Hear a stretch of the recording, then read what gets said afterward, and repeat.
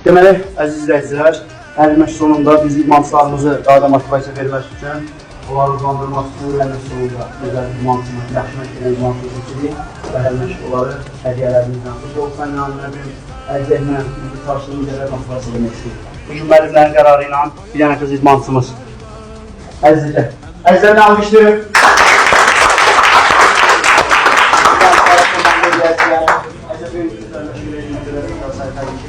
İnşallah daha da məşqlərində belə motivasiya vermişik. Almışdır Əzizlərini. Dən artıq və bir önəli